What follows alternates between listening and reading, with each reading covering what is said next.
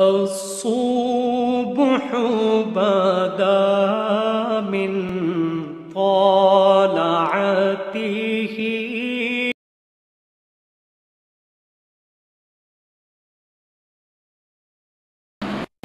بسم اللہ الرحمن الرحیم۔ تیسرے پارے میں 10واں رکوع اور سورہ آل عمران کا دوسرا رکوع چل رہا ہے۔ دوسرے رکوع میں آیت نمبر 13 تک آیتیں گزری۔ آیت نمبر 13 کے بعد ہے زُيِّنَ لِلنَّاسِ حُبُّ الشَّهَوَاتِ مِنَ النِّسَاءِ وَالْبَنِينَ وَالْقَنَاطِيرِ الْمُقَنطَرَةِ اعوذ باللہ من الشیطان الرجیم بسم اللہ الرحمن الرحیم۔ زُيِّنَ لِلنَّاسِ حُبُّ الشَّهَوَاتِ مِنَ النِّسَاءِ وَالْبَنِينَ وَالْقَنَاطِيرِ الْمُقَنطَرَةِ مِنَ الذَّهَبِ وَالْفِضَّةِ وَالْخَيْلِ الْمُسَوَّمَةِ وَالْأَنْعَامِ وَالْحَرْثِ ذَلِكَ مَتَاعُ الْحَيَاةِ الدُّنْيَا وَاللَّهُ عِندَهُ حُسْنُ الْمَآبِ۔ صدق اللہ العظیم۔ اوپر کی آیات میں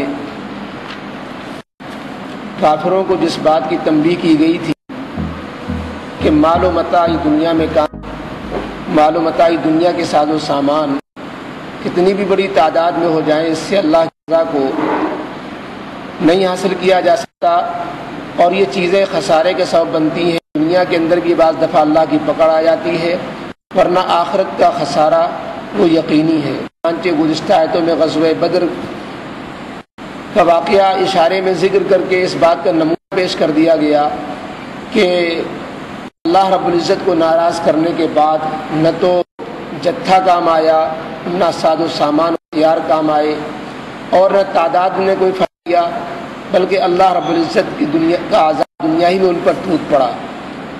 اور اس سے پہلے کا فرعون اور فرعون کے پہلے کی قوموں کا ذکر کر کے بتایا گیا کہ اللہ کی پکڑ دنیا ہی میں ان پر آ چکی ہے اور آخرت کی پکڑ علیحدہ ہے۔ آج کی اس آیت میں اللہ رب العزت نے عام طور پر جس وجہ سے لوگ گمراہی کا شکار ہوتے ہیں اور دین کو چھوڑ کر دنیا اپناتے ہیں، دین اور ایمان قبول نہیں کرتے، اس کی وجہ کو بتایا ہے، اور وہ اس کا سب کا خلاصہ دنیا کی محبت۔ دنیا کی محبت چاہے اقتدار و حکومت کے نشے کی ہو، یا دنیا کی محبت عورتوں اور نفسانی خواہشات کی چاہتوں کی ہو، یا مال اولاد یا اولاد کے لین سے ہو، یا انسان کاروبار اور دنیا کے مال و متاع اور ساز و سامان کی لین کی وجہ سے ہو، یا مثلاً کاشتکاری اور باڑی کی محبت ہو، یہ سب دنیا کی محبتیں ہیں۔ ان دنیا کی محبتوں میں الجھ کر انسان دین کو فراموش کر دیتا ہے، غفلت کا شکار ہو جاتا ہے، ان میں پھنس کر کے آدمی اپنے رب سے غافل ہو جاتا ہے۔ اسی لیے حدیث پاک میں ان سب چیزوں کے بارے میں ڈرایا گیا ہے۔ عورتوں کے بارے میں فرمایا گیا کہ ما ترکت بعدی فتنۃ اضر علی الرجال من النساء، کہ میں نے اپنے بعد جو فتنے میرے بعد آئیں گے ان میں سب سے بڑا فتنہ جو مردوں کے لیے سب سے زیادہ نقصان دہ ہوگا وہ عورتوں کی شکل میں نمودار ہوگا۔ بنی ٹھنی سنوری عورتیں اور لڑکیاں یہ مردوں کو خراب کر ڈالیں گی۔ لوگ ان کی محبتوں میں عشق میں پھنس کر کے وہ اپنا دین ڈالیں گے، ایمان کھو بیٹھیں گے، اسلام چھوڑ بیٹھیں گے۔ لوگ غیر مسلموں کی محبتوں میں پھنس کر کے کہ دنیا اس کا نظارہ کر رہی ہے کہ آج عورتوں کی وجہ سے کتنی قتل و غارت گری اور کتنی بے دینی اور بے حیائی اور جو ہے سماج کے اندر کتنی لعنت ان عورتوں سے پیدا ہو رہی ہے۔ تو یہ اللہ رب العزت نے جن وجہ سے مردوں کے دین خراب ہوتے ہیں ان میں سے ایک بڑی عورتیں بنتی ہیں۔ اسی طریقے سے بعض دفعہ اولاد کی محبت میں انسان دین کھو بیٹھتا ہے۔ اولاد کی محبت میں انسان اولاد جیسا چاہتی ہے ویسا کر گزرتا ہے کہ اولاد کو ناراض نہیں کرنا ہے چاہے اللہ ناراض ہو جائے، اور اولاد کے کہے پر چلتا ہے یا اولاد نافرمانی میں ڈال دیتی ہے۔ بعض دفعہ اولاد کے کفر کی وجہ سے ماں باپ کفر میں مبتلا ہو جاتے ہیں۔ اسی طرح کبھی انسان سونے چاندی کے ڈھیر کے جمع کرنے کے چکر میں کہ وہ ایک شیر کے سوا شیر ہو جائے اور اس کے پاس جو ساز و سامان ہے وہ چاہے حلال سے آئے حرام سے آئے، اس کی تمیز کیے بغیر انسان دونوں ہاتھ سے مال جمع کرنے کی فکر میں لگ جاتا ہے۔ اس میں اپنا دین کھو بیٹھتا ہے۔ اسی طریقے سے انسان کو جو خاص طور سے دیہاتی زندگی گزارتے ہیں، جنگل کی زندگی گزارتے ہیں، ان کو اپنی کھیتیاں بڑی محبوب ہوتی ہیں، ان کو چوپائے بڑے محبوب ہوتے ہیں۔ صبح کو شام جب ان کے مویشی اور ان کے جانور چرنے کے لیے جاتے ہیں، وہ آتے ہیں تو جو مویشی مالک ہوتا ہے، چوپایوں کا مالک ہوتا ہے، وہ پھولے نہیں سماتا، وہ اپنے مویشیوں کو دیکھ کر کے اس کا دل بہت چوڑا ہو رہا ہوتا ہے کہ یہ میں اتنے جانوروں کا مالک، میری اتنی بھینسیں اور اتنے گائے، اتنی بیلیں اور اتنے گھوڑے اور اتنے میرے جو ہے بکریاں، تو اس کی، اور وہ اپنے برادری کا چودھری کہا جاتا ہے، اس کو بڑی عزت، اس کی آؤ بھگت ہوتی ہے، دیہاتوں میں اس کا یہ منظر دیکھنے کو ملتا ہے۔ اور اسی طریقے سے جن کی کھیتیاں زیادہ ہوتی ہیں، زمین و جائیداد کے مالک ہوتے ہیں، تو ان کی بھی بڑی وقت ہوتی ہے، دنیا کی چیزوں سے ان کی قیمتیں آنکی جاتی ہیں اور دنیا میں اسی وجہ سے ان کی عزتیں کی جاتی ہیں، ان کو اتنی ہی زیادہ جو ہے قدر کی نگاہ سے دیکھا جاتا ہے کہ صاحب یہ بڑے آدمی ہیں، انہی کو بڑا آدمی کہا جاتا ہے۔ اللہ رب العزت نے فرمایا کہ یہ سب چیزیں تمہاری دنیاوی زندگی کے گزران کے لیے ہے، ان چیزوں سے ابدی فلاح کا دار و مدار ان چیزوں پر نہیں ہے، ہمیشہ کی کامیابی ان چیزوں پر میں اللہ نے نہیں رکھی ہے، یہ دنیا کے چند روزہ فائدے کی چیزیں ہیں، بالآخر اللہ رب العزت کا انسان کو ان سب چیزوں کو چھوڑ کر جانا ہوتا ہے، اور دنیا میں ان چیزوں سے چند روزہ فائدہ اٹھایا جا سکتا ہے، ہمیشہ کا کامیاب مستقبل جو آخرت کا ہوتا ہے وہ ان چیزوں کی بنیاد پر نہیں ہے کہ جس کے پاس یہ چیزیں زیادہ، جو اس میں کامیاب، جو دنیا میں اپنے محبتوں میں شہوتوں میں کھیل رہا ہے تو وہ کامیاب کہلائے، ایسا نہیں ہے، کامیابی کی علامت نہیں ہے، یہ زندگی گزارنے کے ساز و سامان ہے۔ ہمیشہ کی کامیابی یہ ان چیزوں کے ذریعے نہیں، بلکہ یہ چیزیں انسان کو امتحان کے لیے دی جاتی ہیں، ضرورتیں پورا کرنے کے لیے دی جاتی ہیں، دنیا کے فائدے اٹھانے کے لیے دی جاتی ہیں۔ اگر ان چیزوں کو انسان اللہ کی بتائی ہوئی تعلیمات و ہدایت کے مطابق گزارے اور ان شہوت کی چیزوں کو، ان محبت کی چیزوں کو شریعت کے تابع بنا دے اور شریعت کے تابع بنا کے چیزوں کو جوڑے اور جمع کرے اور خرچ کرے، تو یہ چیزیں انسان کے لیے خیر کا ذریعہ بن جاتی ہیں، اور بلکہ انسان ان کے ذریعے دین میں ترقی کر لیتا ہے۔ چنانچہ حدیث پاک میں جہاں پر عورتوں کو فتنہ قرار دیا گیا، وہاں پر یہ بھی فرمایا گیا کہ الدنیا کلھا متاع وخیر متاع الدنیا المرأۃ الصالحہ، کہ اگر عورت کو اپنے نگاہ کی جو عفت، اپنی شرمگاہ کی عفت و عصمت، پاک دامنی کے لیے عورت سے تعلق رکھا جائے، نکاح کیا جائے، اور اپنی نگاہ کی حفاظت کے لیے، اولاد کے حصول کے لیے، تو دنیا سے بہتر کوئی مال نہیں، دنیا میں سے بہتر کوئی نعمت نہیں، تو اسی عورت کو دنیا کی بہترین نعمت قرار دیا گیا، اسی عورت کو دنیا کا سب سے بڑا فتنہ قرار دیا گیا، تو بدترین فتنہ بھی ہے اور بہترین دنیا کا مال و متاع بھی ہے۔ تو یہ اسے جب انسان ان چیزوں کو شریعت کے سرپرستی میں ان چیزوں کو اپناتا ہے اور ان چیزوں پر شریعت کی بالادستی قائم رہتی ہے، تو یہ چیزیں انسان کے لیے فتنہ سامانی نہیں پیدا کرتی، اور یہ چیزیں انسان کے لیے پھر فتنہ نہیں بنتی۔ یہی اولاد جب ان کی صحیح تربیت کرتا ہے، ان کو ہدایت کے اگر پر لگاتا ہے اور غلط چیزوں میں اولاد کا ساتھ نہیں دیتا، تو یہی اولاد انسان کے لیے باقیات صالحہ بنتی ہیں، کہ صدقہ جاریہ بنتی ہیں، یہی اولاد ان کے لیے مرنے کے بعد ان کے درجات کی بلندی کا ذریعہ بنتی ہیں۔ اسی طریقے سے یہی سونے چاندی کے ڈھیر جن کے ذریعے انسان غریبوں کی خدمت کرے اور زکاتوں کو ادا کرے، لوگوں کو صدقات و خیرات کے ذریعے سے ان کی خدمتیں کرے، دین کام میں ان چیزوں کو لگائے، تو یہی چیزیں انسان کی جود و سخا اور یہی انسان کا اللہ کے راستے میں خیر خیرات کرنا انسان کو کہیں سے کہیں پہنچا دیتا ہے اور انسان کا مقام بہت بلند ہو جاتا ہے۔ تو یہ چیزیں جب شریعت کے تابع ہوں گی اور ان کے حقوق ادا کیے جائیں گے اور شریعت کے تابع ہو کر ان کو کمایا جائے، شریعت کے تابع ہو کر ان کو خرچ کیا جائے، جہاں جیسے شریعت نے جس طرح کہا کہ ان کی وجہ سے دین کی چیزوں کو چھوڑا نہ جائے، تو یہ چیزیں انسان کے لیے فتنہ نہیں بنتی، ورنہ قرآن نے کہا کہ ہم نے ان چیزوں کی محبت عام انسانوں کے دلوں میں فطری طور پر رکھ دی ہے۔ اگر اللہ رب العزت ان چیزوں کی محبت نہ رکھتا تو آپ دنیا کو سوچئے، دنیا کا نظام ہی نہیں چل سکتا۔ اگر ایک انسان کے دل میں مال کی محبت نہ ہو تو مال کمانا چاہے گا، جب مال کمانا نہیں چاہے گا تو درزی اپنی دکان نہیں کھولے گا اور موچی جو ہے جوتا نہیں گاٹھے گا اور دھوبی کپڑا نہیں دھوئے گا اور جو ہے بھنگن جو ہے غلاظت صاف نہیں کرے گی. لوگ یہ کیوں یہ سب کر رہے ہیں؟ کیونکہ مال کی محبت اللہ نے ان کے دل میں ڈالی ہے. تو مال کی محبت اللہ نے ڈالی اس لیے ہے کہ اس کی حکمتیں ہیں. اور عورت کی محبت نہ ڈالے تو انسان بیوی کے حقوق ادا نہ کرے. بیوی کے اللہ تعالیٰ بچوں کی محبت نہ ڈالے تو بچوں کی پرورش نہ ہو پائے. اولاد کو پال نہیں سکے گا اگر اولاد کی محبت اللہ دل میں نہ ڈالے. چوپایوں کی محبت نہ ڈالے تو چوپایوں کو کھلائے پلائے گا نہیں.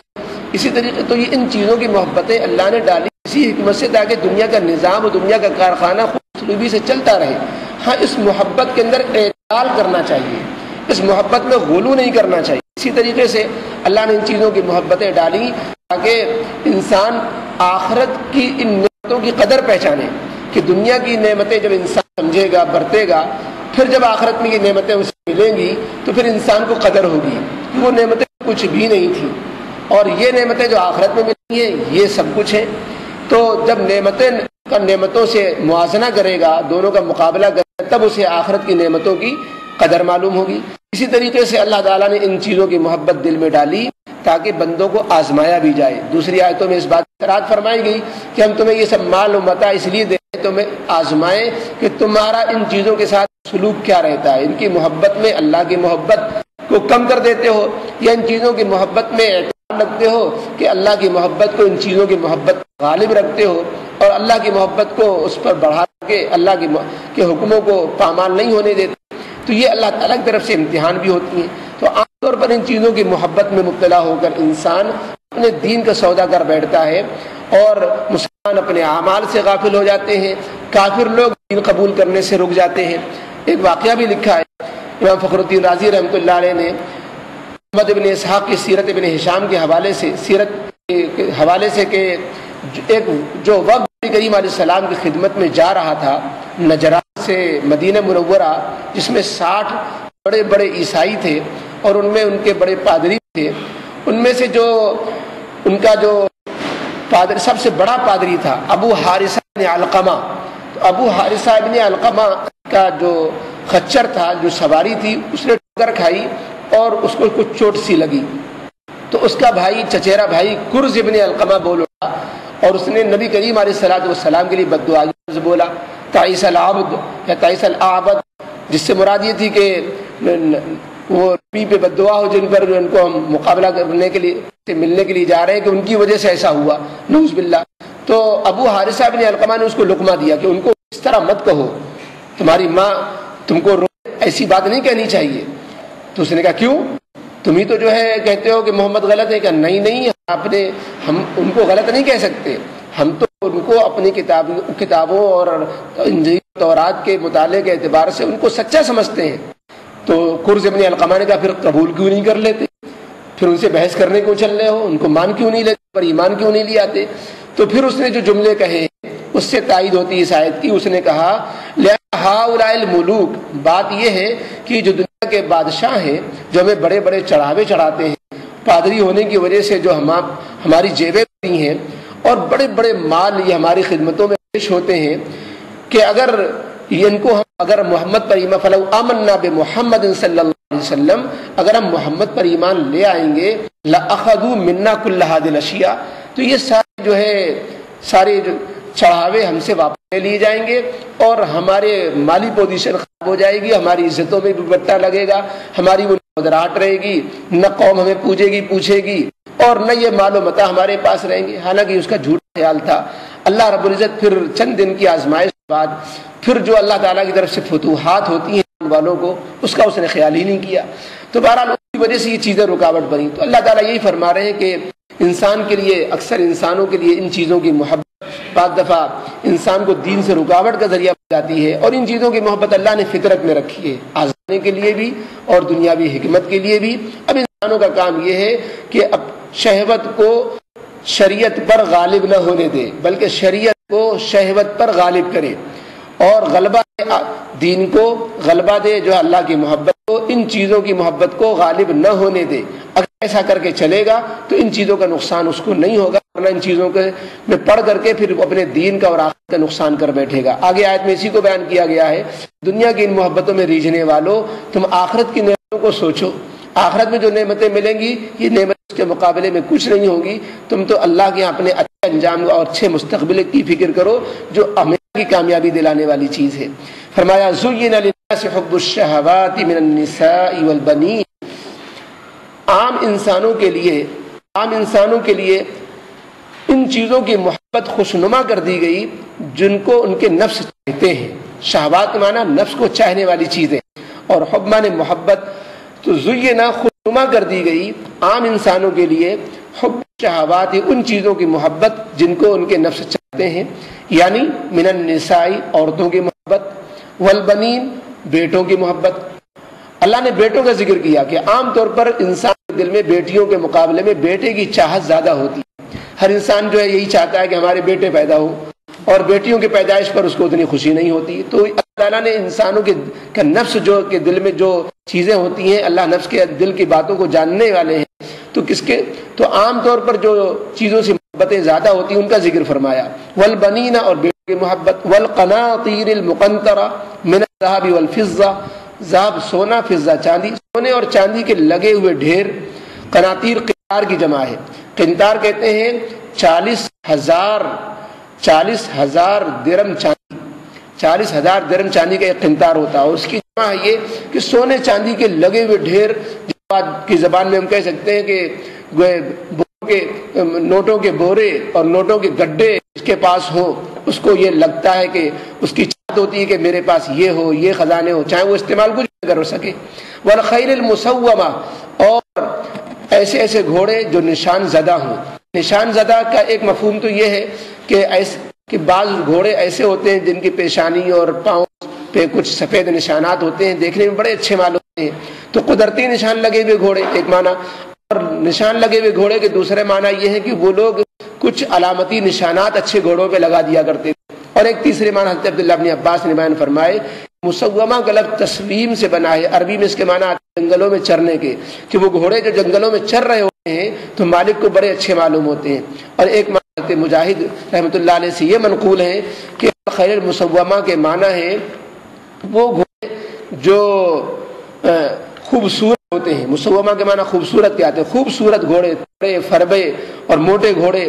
والانعام، اور چوپائے گھوڑوں کے علاوہ، والحرث، و کھیتیاں، کہ ان چیزوں کی محبت لوگوں کے دلوں میں ڈال دی گئی ہیں۔ ذالک متاع الحیات الدنیا، لیکن ان کی شریعت میں صحیح پوزیشن یہ ہے کہ دنیاوی زندگی کے ساز و سامان ہیں، انسان ان کو اتنی ہی حیثیت رکھے کہ جیسے انسان پیشاب کرنے کے لیے ڈھیلا اٹھا لیتا ہے، ڈھیلے سے محبت نہیں کرتا، پانی استعمال کرتا ہے، پانی سے محبت نہیں کرتا، اسی طریقے سے یہ چیز ہے کہ محبت کے لیے نہیں ہے، برتنے کے لیے ہے۔ یہ چیزیں محبت کے لیے نہیں ہے، استعمال کے لیے ہے۔